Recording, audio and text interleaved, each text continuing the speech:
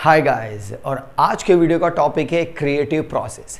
देखिए, class 12th की entrepreneurship की बुक के चैप्टर नंबर 1 के अंदर क्रिएटिव प्रोसेस एक सबसे प्राइम और इम्पॉर्टेंट टॉपिक है, क्योंकि बोर्ड के लगभग हर साल के सैंपल पेपर में और बोर्ड के मेन पेपर में क्रिएटिव प्रोसेस का कोई ना कोई पॉइंट जरूर पूछा जाता है। तकरीबन 3 नंबर से 5 नंबर की वैल्यू रखने वाला ये टॉपिक ये समझा रहा है कि एक एंटरप्रेन्योर किसी भी एग्जिस्टिंग प्रोडक्ट में ऐसा क्या क्रिएटिव करे जिससे उसके प्रोडक्ट की सेल्स और ज़्यादा बढ़ जाए। तो इस सेल्स को और बढ़ाने के लिए वो किस पर्टिकुलर स्टेज और स्टेप्स को फॉलो करे ताकि उसका प्रोडक्ट एक क्रिएटिव प्रोडक्ट बने और वो प्रोसेस क्रिएटिव प्रोसेस बने। अब ज़रूरी नहीं है कि एग्जाम में ये पूरी प्रोसेस के 4 से 5 पॉइंट ही आपसे पूछे जाए। हो सकता है कि इस पर्टिकुलर प्रोसेस के अंदर आपसे कुछ 1 या 2 पॉइंट ही पूछे जाए, लेकिन इस क्रिएटिव प्रोसेस की शुरुआत हमेशा की जाएगी आइडिया जर्मिनेशन वाले टॉपिक के साथ। देखिए, आइडिया जर्मिनेशन टॉपिक के अंदर एक खास बात है, ये आपको आइडिया जनरेट करने के सीड स्टेज पर लेकर जाता है। यानी कि आइडिया जर्मिनेशन किसी भी क्रिएटिव प्रोसेस का सबसे पहला पॉइंट है और इस पहले पॉइंट को कभी कभी सीड स्टेज भी कहा जाता है। अब इसे सीड स्टेज क्यों कहा जा रहा है? क्योंकि यहाँ पर एंटरप्रेन्योर अपने आइडिया को स्टार्ट करना चाहता है। उस आइडिया को स्टार्ट करने का पहला वो बेसिक आइडिया इसे मिल रहा है इस पर्टिकुलर स्टेप में, जो क्रिएटिव प्रोसेस की पहली स्टेप है, जिसका नाम है आइडिया जर्मिनेशन। अब इस सीड स्टेज में ये सीड इसके पास कहां से आएगा?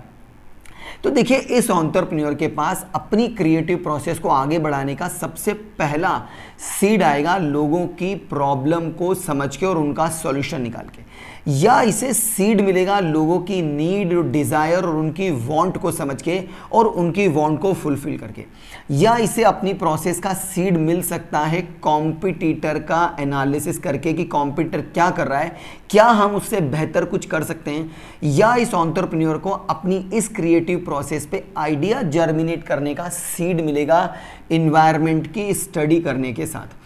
अब देखिए, जब इन सब चीज़ों की स्टडी की जाएगी तो इन सब चीज़ों से जो छोटी छोटी वैल्यूज़ डेवलप की जाएंगी, जो छोटी छोटी वैल्यूज़ जनरेट की जाएंगी, वो सब बनेंगी उस एंटरप्रेन्योर का सीड। फिर इस सीड के ऊपर वो काम करेगा और आइडिया को जनरेट करेगा। हमारे बिजनेस स्टडीज़ के अंदर, एंटरप्रेन्योरशिप के अंदर, रियल बिजनेस के अंदर कई सारे ऐसे एग्जाम्पल भरे पड़े हैं जो ये समझाते हैं कि किस तरह से आइडिया जर्मिनेशन एक सीड स्टेज कहलाता है। अगर मैं एग्जाम्पल्स की बात करूँ तो देखिए, जिस तरह से पेप्सी कंपनी एक सक्सेसफुल कॉम्पिटिटर बनी हुई थी कोको कोला कंपनी के लिए। Coca Cola company Pepsi company से इंडियन मार्केट में आगे निकलना चाह रही थी, जर्मनी मार्केट के अंदर आगे निकलना चाह रही थी। तो कोको कोला ने भी एक सीड जनरेट किया, आइडिया जनरेट किया और अपने कॉम्पिटिटर को देख करके कोको कोला मार्केट में लेकर आई फेंटा। कॉम्पिटिटर को देख करके सीड स्टेज के साथ आइडिया जनरेट किया गया और फेंटा काफ़ी बड़ा ड्रिंक मार्केट है, ये हम सब अच्छे से जानते हैं। ठीक इसी तरह से अगर देखा जाए इंडियन मार्केट के अंदर, तो टेलीकॉम मार्केट के अंदर 2004 से 6 पीरियड के टाइम पीरियड में अनिल अंबानी की कंपनी बहुत बढ़िया काम कर रही थी, विच वॉज रिलायंस। लेकिन वहाँ मुकेश अंबानी को समझ में आ गया, कॉम्पिटिटर का एनालिसिस किया, इन्वायरमेंट की स्टडी की और उन्हें समझ में आ गया कि आने वाले फ्यूचर में टेलीकॉम मार्केट में ज़बरदस्त बूम आ सकती है। इस बात की स्टडी से समझ में आता है कि आइडिया जनरेट किया गया, सीड डेवलप किया गया और मुकेश अंबानी जियो पे अच्छा खासा काम करने लग गए। यानी कि आपको लोगों की प्रॉब्लम, कॉम्पिटिटर, इन्वायरमेंट की स्टडी करने मात्र से ही ये समझ में आएगा कि किस तरह से सीड डेवलप होगा और किस तरह से आइडिया को जनरेट किया जाएगा। अब एज ए स्टूडेंट अगर आप एग्जाम में लिख कर आना चाहें तो आप कुछ इस तरह से लिख कर आ सकते हैं। आइडिया जर्मिनेशन, आप उसकी हेडिंग डाल देंगे, फिर आप बताएंगे that this is one of the stage in creative process. Under this is also known as the first stage and also known as seed stage. Under this, the entrepreneur try to generate and develop the seed by analyzing the problem of the society and by giving the proper solution of the problem, by understanding the needs and wants of social individual and through which providing the solution for it, by understanding the study of competitor and environmental study. These are the few things through which entrepreneur will get the seed and will work on that seed and the idea will be generated or started. I hope कि आपको ये पहला point समझ में आया कि किस तरह से क्रिएटिव प्रोसेस स्टार्ट होती है। देखिए, अगर क्रिएटिव प्रोसेस की स्टार्टिंग ही गलत हो गई तो यकीन मान के चलिए एग्जाम में मार्क्स भी कटेंगे और रियल लाइफ में एंटरप्रेन्योर के स्टार्टअप में लॉस भी हो जाएगा। इसीलिए उसका आइडिया का जर्मिनेशन यानी कि सीड अच्छा होना चाहिए। अब इसके बाद आते हैं पॉइंट नंबर 2 पे, जो कि हमारे सिलेबस के हिसाब से कहलाता है प्रिपरेशन। देखिए, प्रिपरेशन के अंदर बड़े क्लियरली लिखा हुआ है कि जब आपका आइडिया जनरेट हो चुका है, आपके पास काफ़ी सारे सीड आ चुके हैं, प्रॉब्लम के नाम पे, नीड के नाम पे, कॉम्प्यूटर के नाम पे, इन्वायरमेंट स्टडी के नाम पे, अब आपको उसे प्रिपरेशन में लेकर आना होगा। प्रिपरेशन का मतलब यहाँ हमारी बुक ने समझाया है दैट असेंबलिंग ऑफ रिसोर्सेज, यानी कि इस पर्टिकुलर आइडिया को कन्वर्ट करने के लिए आपको जिन जिन रिसोर्सेज की ज़रूरत है उन सब रिसोर्सेज को असेंबल करना होगा, यानी कि उन्हें एक वन प्लेस पर लेकर आना होगा। अब रिसोर्सेज से यहाँ मेरा मतलब होगा रॉ मटेरियल से मेरा मतलब हुआ, फाइनेंस से मेरा मतलब हुआ, HR से मेरा मतलब हुआ यानी ह्यूमन रिसोर्स। इन सारे रिसोर्सेज को एक जगह लेकर आना है, इसे ही कहा जाएगा प्रिपरेशन। अब एज ए स्टूडेंट आपके मन में सवाल आना चाहिए कि अगर आइडिया जनरेट हो चुका, सीड आ चुका, प्रिपरेशन में सारे मटेरियल को एक जगह लाने का रीज़न क्या है? मटेरियल अपनी अपनी जगह रहेंगे लेकिन उन्हें एक जगह लेकर क्यों आए? तो देखिए, जब आप रिसोर्सेज को एक जगह लेकर आते हैं तो आपकी ऑर्गेनाइजेशन में कॉस्ट थोड़ी कम हो जाती है, रिस्क थोड़ी कम हो जाती है। दिस इज़ हाउ आप बिजनेस के अंदर थोड़ा पैसा बचाना शुरू कर देते हैं। और एंटरप्रेन्योर की पूरी जर्नी लिमिटेड फंड्स पे ही चलती है, इसीलिए यहाँ उसे पैसा बचाना ज़रूरी है। So this becomes the second step in creative process. In examination as a student आप इसे कैसे लिख कर आ सकते हैं? तो प्रिपरेशन में आप बताएंगे that this is one of the creative process under this. Once the idea germination has been done and seed stage have been completed, now here the entrepreneur will start assembling the resources at one place. These resources could be raw material, economic resource, financial resource और human resource. These resources are being assembling or collected at one place just to reduce cost and reduce risk. मतलब कम समय के अंदर वो ज़्यादा बेहतर काम कर पाए, कम से कम गलती के साथ अपना काम कर पाए, तो उसकी क्रिएटिव प्रोसेस में काफ़ी चार चांद लग सकते हैं। ये हुआ हमारा पॉइंट नंबर 2, यानी आइडिया जनरेट हुआ, उसके बाद प्रिपरेशन हुई। अब क्रिएटिव प्रोसेस के तीसरे स्टेप पे चलते हैं जिसका नाम है incubation, and this becomes the most important step in creative process. Usually कहूँ तो ये हमारी क्रिएटिव प्रोसेस की थर्ड स्टेज है और incubation is also known as thinking stage. To be very honest as a teacher to you, incubation में लगभग जितने भी काम वो एंटरप्रेन्योर कर रहा है सारे वर्क पे अब स्टॉप लगा दिया जाता है और यहाँ से एंटरप्रेन्योर स्टार्ट थिंकिंग करना शुरू कर देता है। वो सिर्फ 2 ही चीज़ों के बारे में सोच रहा है, स्टेप नंबर 1 और स्टेप नंबर 2। यहाँ पर एंटरप्रेन्योर लगभग अपने सारे काम रोक चुका है। यहाँ पर अब वो सिर्फ सोचने का, प्लानिंग का काम कर रहा है कि क्या सच में उसने जो आइडिया जर्मिनेशन सोची है, जो सीड उसने सोचा है, क्या वो सीड सही है?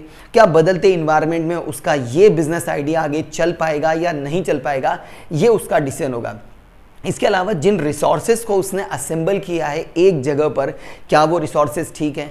क्या वो एम्प्लॉयज़ ठीक हैं? या जिस सोर्स से उसने फाइनेंस लिया है क्या वो सोर्स की कॉस्टिंग और रिस्क ठीक है? इन सारी बातों के बारे में एंटरप्रेन्योर को बैठ कर के कुछ समय सोचना होगा और बैठकर सोचने के इस समय को ही यहाँ इंक्यूबेशन कहा गया है। यहाँ पर ज़रूरी नहीं है कि वो बैठ कर के सिर्फ थिंकिंग ही करता रहेगा। इस थिंकिंग के टाइम पीरियड में वो अपनी ऑर्गेनाइजेशन के प्रोटोटाइप के स्टाइल के बारे में भी सोच सकता है, पर अल्टीमेटली बाकी सारे कामों को रोक करके अपनी तीसरी स्टेप दैट इज इंक्यूबेशन में stop working and start thinking के कॉन्सेप्ट को ही वो फॉलो करेगा। आई एक्सपेक्ट कि आपको स्टेप नंबर 3 समझ में आया। अब बात करें स्टेप नंबर 4 और क्रिएटिव प्रोसेस की, जिसका नाम रखा गया है इल्यूमिनेशन। देखिए, illumination becomes the 4th step and in this the entrepreneur start working for prototype. यहाँ पर एंटरप्रेन्योर प्रोटोटाइप के स्टाइल के बारे में, उसके shape, design, colour, size, working, इन सब चीज़ों के ऊपर काम करना शुरू करेगा।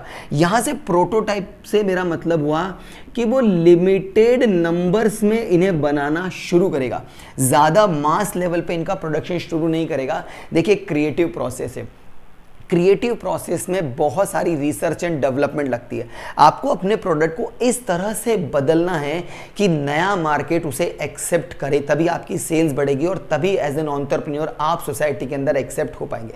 इसीलिए उसका इंक्यूबेशन जरूरी है और इसीलिए उसका इल्यूमिनेशन भी जरूरी है, क्योंकि अगर इल्यूमिनेशन के अंदर प्रोटोटाइप के लिमिटेड नंबर्स अप्रूवल में चले गए और अप्रूवल पास हो गया, तभी वो उस स्टेप को क्रॉस करके आगे जा पाएगा। सो एज ए स्टूडेंट आप इस पॉइंट नंबर 4 में लिखकर आ सकते हैं that this is one of the creative process और step. Under this the entrepreneur start working for prototype model development. In this the entrepreneur will try to develop limited number of prototype for trial and error only. यहां पर वो ज्यादा number of product बनाने की कोशिश नहीं करेगा, यहां पर सिर्फ अप्रूवल के लिए चाहिए सैंपल ट्रायल की बात है। इसके बाद आते हैं point number 5 which becomes the last step in creative process, that is also known as verification. देखिए verification becomes the last step in creative process. Under this final stage भी कहा जा सकता है इसे। फाइनल स्टेज में जाकर के एंटरप्रेन्योर क्या करेगा, अपने प्रोटोटाइप के फाइनल सेट को बना देगा।